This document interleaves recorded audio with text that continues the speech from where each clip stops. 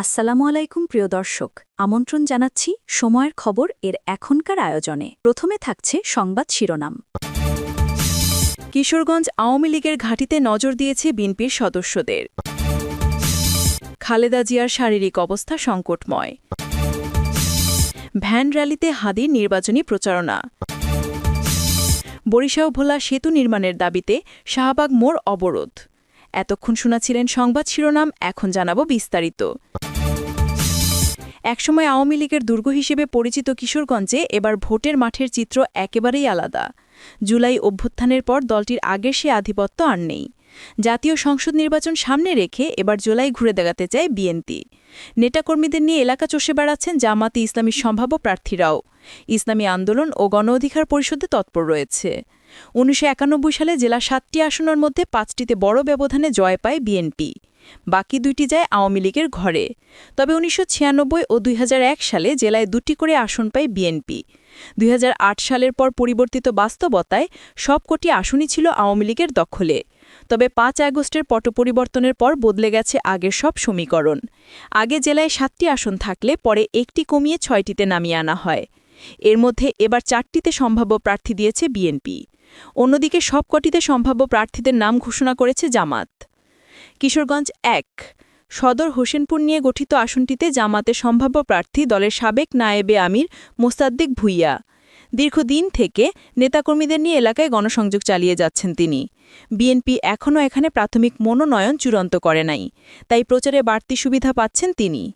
আসনটিতে সাবেক এমপি মোহাম্মদ মাসুদ হিলালি সহ বিএনপির অন্তত ৮ জন মনোনয়ন প্রত্যাশীর নাম শোনা যাচ্ছে। অন্যদের মধ্যে রয়েছেন জেলা বিএনপির সাবেক সাধারণ সম্পাদক ওয়ালিউল্লাহ রাব্বানী, জেলা বিএনপির সাধারণ সম্পাদক মাজহারুল ইসলাম, জেলা বিএনপির সহসভাপতি রুহুল হোসাইন, জেলা বিএনপির সিনিয়র যুগ্ম সম্পাদক খালেদ সাইফুল্লাহ সোহেল, জেলা বিএনপির বিএনপি চেয়ারপারসন ও সাবেক প্রধানমন্ত্রী বেগম খালেদা জিয়ার শারীরিক অবস্থা অত্যন্ত সংকটময় বলে জানিয়েছেন দলটির মহাসচিব মির্জা ফখরুল ইসলাম আলমগীর। গত শুক্রবার ২৮ নভেম্বর বাদ জুমা রাজধানীর নয়াপল্টনে খালেদা জিয়ার জন্য দোয়া ও মোনাজাত অনুষ্ঠানে একথা জানান তিনি। মির্জা ফখরুল বলেন, গণতান্ত্রিক আন্দোলনে বড় অবদান রেখেছেন খালেদা জিয়া। তিনি সারা জীবন গণতন্ত্রের জন্য সংগ্রাম করেছেন। তিনি কারাভোগ করেছেন, নির্যাতিত হয়েছেন।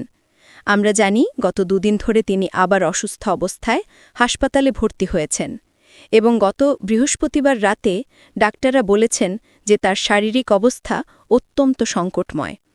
বিএনপি মহাসচিব বলেন, আমাদের দলের পক্ষ থেকে গণতন্ত্রের নেত্রী, গণতন্ত্রের মাতা, দেশনেত্রী বেগম খালেদা জিয়ার রোগ মুক্তির জন্য সারা দেশের জনগণের কাছে দোয়া চেয়েছিলাম এবং সারা দেশে মসজিদে মসজিদে দোয়া হচ্ছে।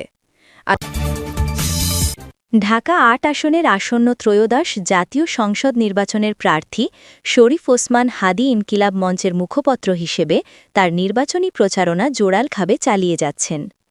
সম্প্রতি তিনি রাজধানীতে একটি ভ্যান র্যালি আয়োজন করেন। গত শুক্রবার ২৮ নভেম্বর দুপুরে মতিঝিলের শাপলা চত্বর থেকে শুরু হওয়া এই র্যালিটি পুরানা পল্টন মোড়, কদম ফোয়ারা, শিক্ষা ভবন মোড়, ঢাকা বিশ্ববিদ্যালয়ের দোয়েল চত্বর ও রাজু ভাস্কর্য হয়ে বিকেল ৪টায় শাহবাগে জাতীয় জাদুঘরের সামনে এসে শেষ হয়। এই প্রচারণায় প্রায় ২০০ জনের বেশি মানুষ অংশগ্রহণ করেন। একই দিন সন্ধ্যায় জাতীয় জাদুঘরের সামনে কনসার্ট ফর ঢাকা আর্ট শিরোনামে একটি বিশেষ অনুষ্ঠানের আয়োজন করা হয়েছে। ভোলা থেকে বরিশাল যাতায়াতে সেতু নির্মাণসহ ৫ দফা দাবিতে রাজধানীর শাহবাগ মোড় অবরোধ করেছেন ঢাকাস্থ ভোলা জেলার বাসিন্দারা। গত শুক্রবার ২৮ নভেম্বর বিকেল ৪:৩০টার দিকে তারা শাহবাগে অবস্থান নেওয়ার ফলে চারপাশে যানবাহন চলাচল বন্ধ হয়ে যায়। শাহবাগ থানার ওসি মোহাম্মদ খালিদ মনসুর এ তথ্য জানান। তিনি বলেন, আমরা তাদেরকে বুঝিয়ে সড়ক থেকে সরিয়ে দেওয়ার চেষ্টা করছি। পরিস্থিতি মোকাবেলায় বাড়তি পুলিশ সদস্য মোতায়েন রয়েছে। আন্দোলনকারীদের ৫ দফা দাবিগুলো হল: ভোলা বরিশাল সেতু নির্মাণের দৃশ্যমান অগ্রগতি, ভোলার ঘরে ঘরে পাইপলাইনে গ্যাস সংযোগ, গ্যাসভিত্তিক শিল্প কলকারখানা স্থাপন, পাবলিক বিশ্ববিদ্যালয় স্থাপন ও টেকসই বেড়িবাঁধ নির্মাণ। ভোলা বরিশাল সেতু নির্মাণের দাবিতে বেশ কিছুদিন ধরেই ঢাকায় ও ভোলায় নানান কর্মসূচি পালন করে আসছেন ভোলার বাসিন্দারা। এর ধারাবাহিকতায় বিকেলে কয়েকশো মানুষ ব্যানার ফেস্টুন নিয়ে শাহবাগ মোড়ে অবস্থান নেন।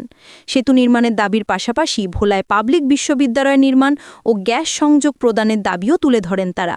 এর আগে গত 14 নভেম্বর ভোলা বরিশাল সেতু নির্মাণ সহ 5 দাবিতে ভোলায় সফররত অন্তর্বর্তী সরকারের 3 জন উপদেষ্টাকে জেলা প্রশাসকের কার্যালয়ের সামনে অবরুদ্ধ রেখে তাদের গাড়ির সামনে শুয়ে বিক্ষোভ দেখায় একদল শিক্ষার্থী। বিদ্যুৎ জ্বালানি ও খনিজ সম্পদ মন্ত্রণালয়ের উপদেষ্টা মোহাম্মদ ফাউজুল কবির খান, শিল্প উপদেষ্টা আদিলুর রহমান খান এবং বাণিজ্য উপদেষ্টা শেখ বশির উদ্দিনকে সেদিন অন্তত 20 মিনিট অবরুদ্ধ করে রাখেন আমরা ভোলাবাসী সংগঠনের ব্যানারে আন্দোলনকারীরা। আন্দোলনকারীদের অভিযোগ, ভোলায় দীর্ঘদিন ধরে চলা 5 দফা দাবি নিয়ে সম্প্রতি প্রধান উপদেষ্টার বিশেষ সহকারী শেখ মঈনুদ্দিন এবং বিদ্যুৎ জ্বালানি ও খনিজ সম্পদ উপদেষ্টা মোহাম্মদ ফাউজুল কবির খানের সঙ্গে আন্দোলনকারীদের বৈঠক হয়। বৈঠকে আগামী ডিসেম্বরে ভোলা বরিশাল সেতু নির্মাণ কাজ শুরু করার ঘোষণা দেওয়া হয়। কিন্তু গত 14 নভেম্বর উপদেষ্টা ফাউজুল কবির খান বলেন, এখনও ভোলা বরিশাল সেতুর নকশার কাজই শুরু হয়নি, এটি নীতিগত সিদ্ধান্তে আটকে আছে। তার এই কথার প্রতিবাদে ক্ষিপ্ত হয়ে 3 উপদেষ্টাকে অবরুদ্ধ